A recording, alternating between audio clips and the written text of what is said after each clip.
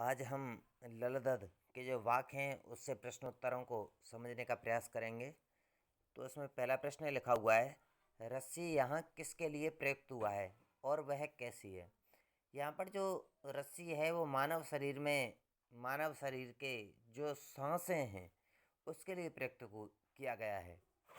जो रस्सी है वो किस प्रकार की है, वो रस्सी है वो बड़ी ही कच्ची है, नासवान है, अर्थात वो कब टूट जाए उसके विषय में जो कवियत्री वो कहती है कहा नहीं जा सकता है कि जो व्यक्ति की जो श्वासें होती हैं वो कभी भी समाप्त हो सकती हैं।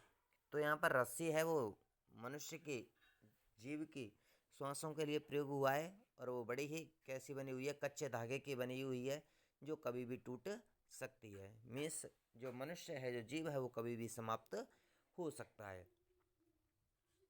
अगला लिखा हुआ है, कवयित्री द्वारा मुक्ति पाने के लिए किए जाने वाले प्रयास व्यर्थ क्यों हो रहे हैं।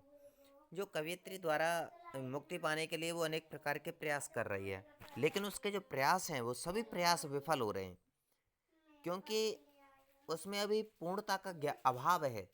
उसे पूर्ण रूप से अभी उससे ज्ञान प्राप्त नहीं हुआ है। इसकी वजह से वो प्रभु से मिलने के अनेक प्रयास करती है, लेकिन वो सभी के सभी प्रयास हैं वो विफल हो जाते हैं। उसका जो ज्ञान है वो किसके समान है, वो कच्ची मिट्टी के उस बर्तन के समान है। जिस तरीके से उसमें कच्ची मिट्टी के बर्तन में अगर हम पानी डालते हैं तो वो कहीं ना कहीं उसमें से टपकता रहता है, निकलता रहता है। तो उसी प्रकार उसके हृदय में भी जो अनेक प्रकार की जो सांसारिकता बसी हुई है, तो वो सब किसके समान है, एक कच्चे सकोरे के समान है। तो इस प्रकार से हम कह सकते हैं कि उसने अनेक प्रकार के जो प्रयास किए वो सब कैसे होते जा रहे हैं, विफल होते हुए जा रहे हैं। आगे लिखा हुआ है, कवियत्री का घर जाने की चाहत से क्या तात्पर्य है। यहाँ पर जो कवियत्री का घर जाने की चाह है, ईश्वर की प्राप्ति करना, प्रभु से मिलना। कवियत्री है वो इस भवरूपी सागर से पार करके उस परम पिता परमात्मा की शरण में जाना चाहती है, जिससे कि उसकी जो सांसारिकता के लोभ मोह माया अहंकार, उसके हृदय में जो अंधकार है वो सब क्या हो जाए, समाप्त हो जाए और उसे ईश्वर की प्राप्ति हो जाए। आगे लिखा हुआ है, भाव स्पष्ट कीजिए, जेब टटोली कौड़ी ना पाई। यहाँ पर कवियत्री संसार में आकर के उसने वह सांसारिकता में उलझ करके रह जाती है, और जब उसका अंत समय आता है तो वो देखती है कि जो मुझे भवरूपी सागर से पार कराने वाले जो माझी हैं, प्रभु हैं, अब मैं उन्हें उतराई के रूप में क्या दूं। क्योंकि उसकी जब वो जेब टटोलती है तो उसके जेब में क्या नहीं रहती है, कौड़ी तक नहीं रहती है, कुछ भी पास नहीं रहता है। आगे लिखा हुआ है, खा खाकर कुछ पाएगा नहीं, ना खाकर बनेगा अहंकारी।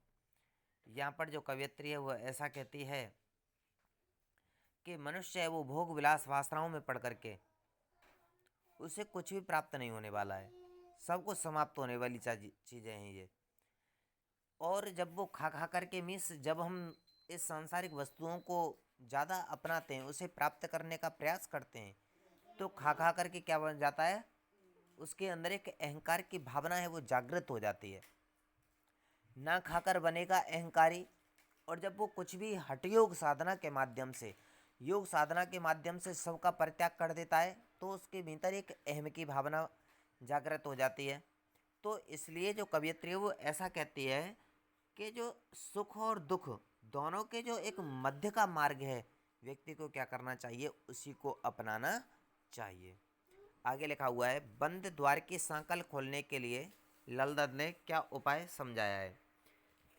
जो ललदद ने बंद द्वार की सांकल खोलने के लिए उसने जो उपाय बताया है वह है कि अपने भीतर, अपने हृदय में ईश्वर की जो भक्ति है वो जागृत हो जाए, जो अज्ञानता का जो अंधकार है वो समाप्त हो जाए।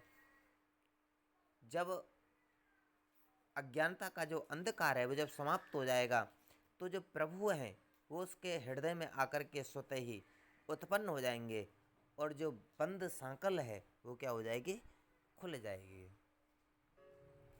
आगे लिखा हुआ है, ईश्वर प्राप्ति के लिए बहुत से साधक हठयोग जैसी कठिन साधना भी करते हैं, और लक्ष्य प्राप्ति नहीं होती। लेकिन यह भाव किन पंक्तियों में व्यक्त हुआ है? ये जैसे कि वहाँ पर लिखा हुआ है, आई सीधी राह से गई ना सीधी राह, सुसुम सेतु पर खड़ी थी बीत गया दिन आह, जेब डटोली कौड़ी ना पाई, माजी को दूं क्या उतर आई। तो यहाँ पर जो व्यक्ति है हठ योग जैसी साधना का प्रयोग करता है, कठिन साधना करते हैं, तो उससे उसके भीतर एक अहंकार का भाव जागृत हो जाता है। और जब अहंकार व्यक्ति के मन में आ जाता है, उसके हृदय में उत्पन्न हो जाता है, तो उसे कभी भी उस लक्ष्य की प्राप्ति नहीं हो सकती। आगे लिखा हुआ है, ज्ञानी से कवयित्री का क्या अभिप्राय है? ज्ञानी से कवयित्री का अभिप्राय है कि जो समान भाव से अपना जीवन यापन करता है, ना जिससे ज़्यादा सुख की अभिलाषा रहती है, ना ज़्यादा दुख की अभिलाषा रहती है। जब वो ज्ञान का अर्जन कर लेता है, तो उसकी आत्मा का सीधा संबंध परमात्मा से हो जाता है, और वही सच्चा ज्ञानी कहलाता है। आगे लिखा हुआ है, रचना और व्यक्ति में हमारे संतों, भक्तों और महापुरुषों ने बार बार चेताया है कि मनुष्यों में परस्पर किसी भी प्रकार का कोई भेदभाव नहीं होता, लेकिन आज भी हमारे समाज में भेदभाव दिखाई देते हैं। इसे आप स्वयं करेंगे, रचना और व्यक्ति को, कि आपकी दृष्टि में इस कारण देश और समाज को क्या हानि हो रही है। आप लोग स्वयं समझ सकते हैं कि जब हम भेदभाव करते हैं, तो उससे हमारी सामाजिक, आर्थिक, राजनीतिक सभी प्रकार की हानियाँ उत्पन्न होती हैं। आपसी भेदभाव को मिटाने के लिए अपने सुझाव दीजिए, ये भी आपको स्वयं ही करना है।